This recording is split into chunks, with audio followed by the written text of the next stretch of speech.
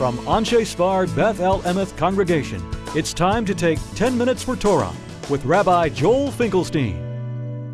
Welcome to our discussion of Parashat Ki Tetze, Tsar Ba'alei Chayim, the suffering of animals.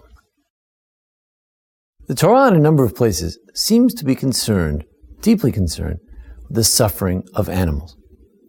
The rabbis interpret that one of the very basic, fundamental 7 principles which all of humanity are bound by is the notion of not eating an animal while it's alive, Iver min hachai. This is one of the first principles of Judaism. Even before Judaism, the 7 laws of Noah include this notion, prohibiting eating live animals. The very notion of shchita, some sort of a ritual slaughter, seems to indicate also some sort of a concern for a proper slaughter of the animal. Torah says in Vayikra that you should not slaughter a mother, child, the father and the child on the same day. Also, lo tachsom shor b'disho, the notion that you can't muzzle an animal while it's threshing. Furthermore, lo tachvosh b'shor v'chamor yachdav, you should not plow with a donkey and an ox at the same time. These all seem to indicate that the Torah is concerned with the suffering of animals. As to the pasuk in our parsha, which speaks about a kan tzipor, a nest of a bird, and it says shalach ta'em v'rabanim tikach lach, that you should surely send away the mother bird in order to take the chickens, the chicks, or the eggs. This too seems to be based on principles of mercy, the concern for the pain and suffering of the animal, emotional pain. However, we do have a passage in Brachot and also in Megillah, in the Talmud, which speaks of a chazan, a chanter of the service, who gets up and he says, God, just like you had mercy on the mother bird, so too may you have mercy on us. And the Talmud says, Meshaskin, so you have to silence the man. And the Gemara asks, why? Why should we silence this person? It sounds like a reasonable idea. And one answer is because Osem Midosov Shel Kodesh Baruch Hu Rachim, and they're not only gezeros. In other words, the person is turning the Torah into some sort of philosophy that he crafts for himself, namely a philosophy of avoiding pain for the animal. And actually, the mitzvot are decrees from God in order that we should observe the commandments. Now, the Ramban and the Rambam do agree that the concept of not afflicting the animals and sending away the mother bird is related somehow to pain. Perhaps it's not appropriate for a prayer. Perhaps the chazan cannot assert definitively that the reason for sending away the mother bird is because God has mercy on the bird. But the Rambam says, no, actually animals do suffer. The Rambam believes that we are concerned. There's no distinction, says Maimonides in the Guide to the Perplexed, between the concern of a mother for her children and the concern of an animal for her children. We all are endowed with this ability. However, the Ramban says, no, the Torah is not concerned with the suffering of an animal. Certainly, if we have a reason to take the bird, that suffices. The birds are here to serve us, he might say.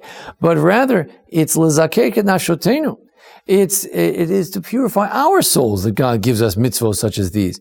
It's because He wanted to inculcate in us, in human beings, the midah, the character trait of rachmanut, of mercy and kindness and compassion. Shalonit achzer, we should not be brazen and act in a rude and crude way with other creatures. So Rashi thinks that no basis for trying to give the reasoning of these various mitzvot. The Ramban says that the reason is so that we should be merciful. And the Rambam believes that there's actually a concern for the animal itself. We are concerned per se with animal pain. The Gemara in Bava Metzia actually tries to derive from this notion of another pasuk in our parsha, the notion of te'ina and prika, the notion of trying to make sure that an animal is not overburdened. If the donkey or the ox is falling from its burden, vitalam damiyam, are you going to walk away and disregard it? Chakein takimamo, you shall surely support the animal. And the Gemara says that most rabbis, except for Rabbi Yossi Aglili, seem to say that Tsar Ba'alei Chaim Doraisa, that the notion that you should not pain an animal, it's a Torah law that animals should not be pained. There is a minority view of the Mordechai takes the position that indeed the suffering of animals is d'Rabbanan, but this is not the predominant view.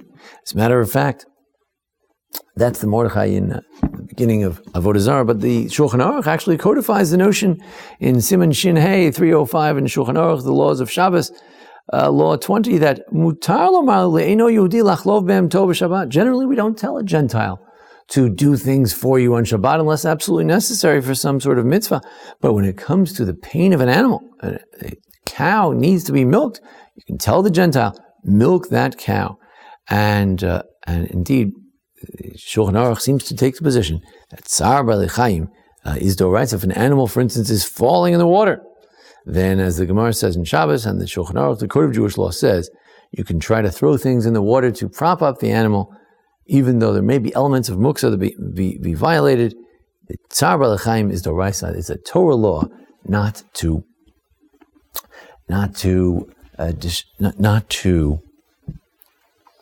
hurt an animal.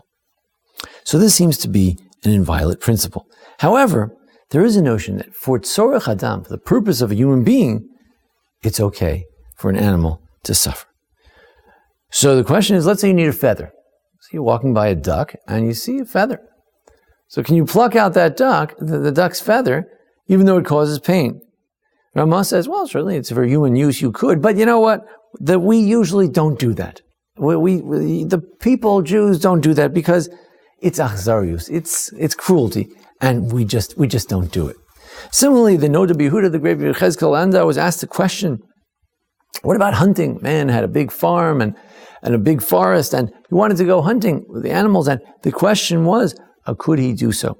And he said, well, truth is, in terms of just wanton destruction, prohibition in last week's parsha of Bal Tashchis, as long as nobody's out there in the forest anyway, no one's paying attention to how many deer there are out there anyway, that's not an issue.